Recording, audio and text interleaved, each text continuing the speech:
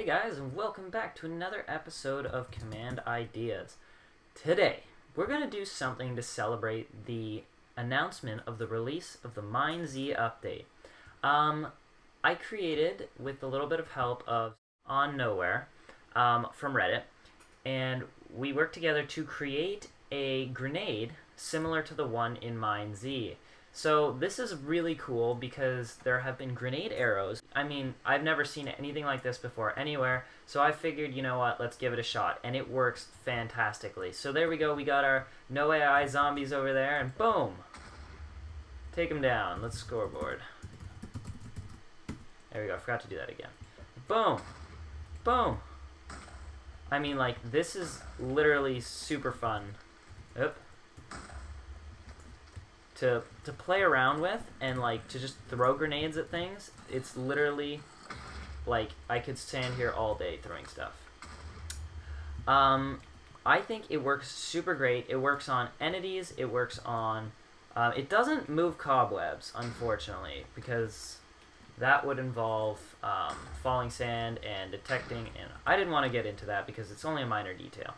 But you can use this for PvP just like in MineZ, and overall, I think it adds a new mechanic. There we go. It was blown up by a grenade. I think it adds a great mechanic to any survival world. So this will, if you want to download it will automatically change any Enderpearl, not just ones that are custom named with grenade, because I didn't want to do that for this anyway. So it'll change any Enderpearl into a grenade. And if you want to have it do actual damage. Let's just go back down here for a sec. Slash game rule, do mob griefing true. If you want it to do actual damage, then you turn that on and you can just throw.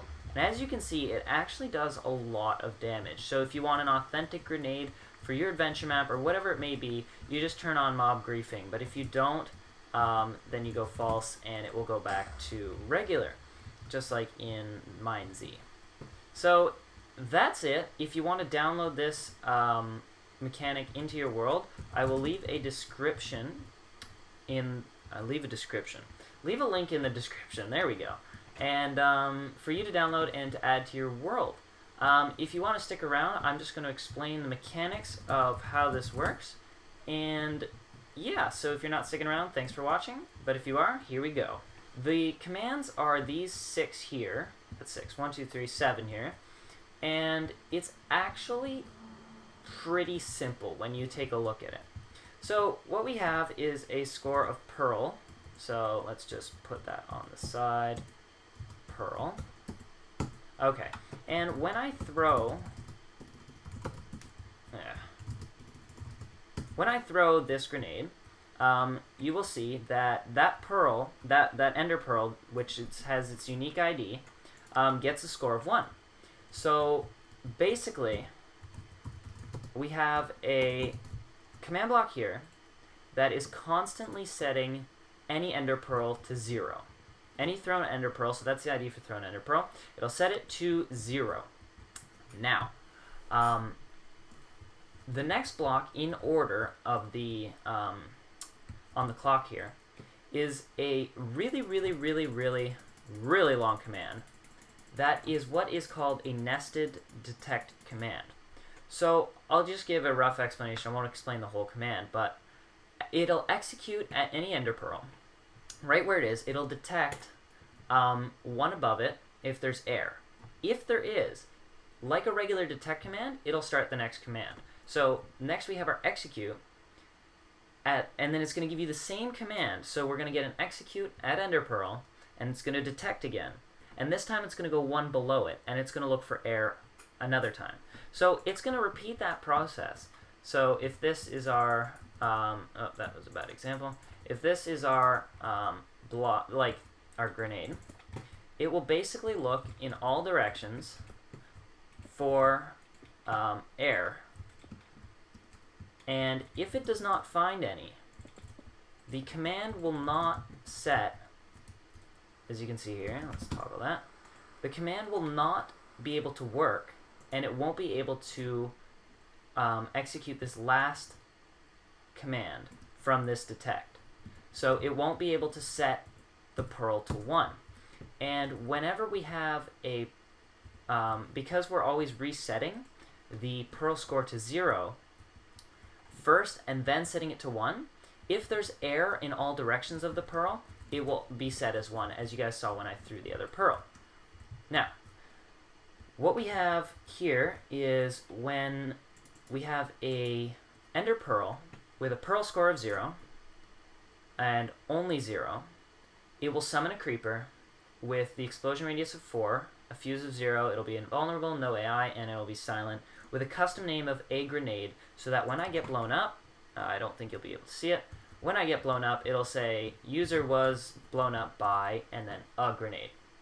So that's that, and then when it also has a score of 0, it will be killed off right after the creeper is summoned. So that's pretty much how we get the explosion to happen, and which is really easy, except, yeah, so it's pretty simple. I just want to, before I go further, just give this command here, this really long nested detect command, to credit to /user /nowhere, I'm pretty sure. And yeah, so he gave me that command, he helped me out with it, and it's a pretty important part of this mechanic. So what happens next? Well, normally when you have a zombie, this entity doesn't count as a block. So the detect command doesn't work. I'll end you now. The detect command doesn't work, and it doesn't see that there's a zombie there. So it will normally just hit it, the ender pearl will go away, and you will get teleported to that entity.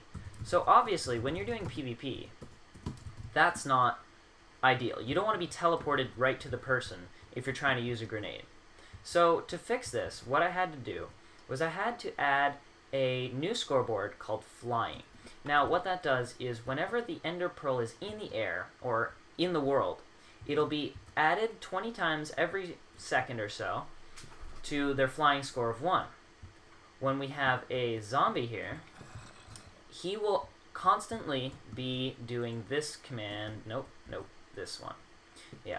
So he will be executing at an ender pearl with a score of players with a score of pearl 1, so which means there is air all around him, and flying, min equals 5.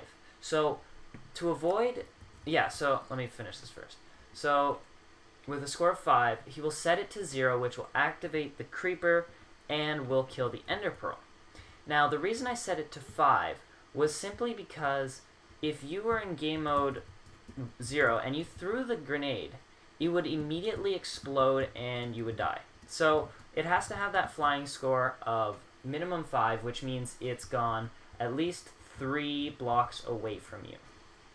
Another thing I wanted to mention is because this detect command here will be looking for something within the radius of like this, right? It'll be looking for something in that general radius. Now, the problem with this, there's only one issue, is that if you are standing on something like a carpet or something like leaves and you throw an ender pearl, or throw a grenade, it will detect that there is a block here and just explode. Like that. So that's the only issue for the ender pearl. But to be honest, that's just one minor setback, and overall it's a great mechanic.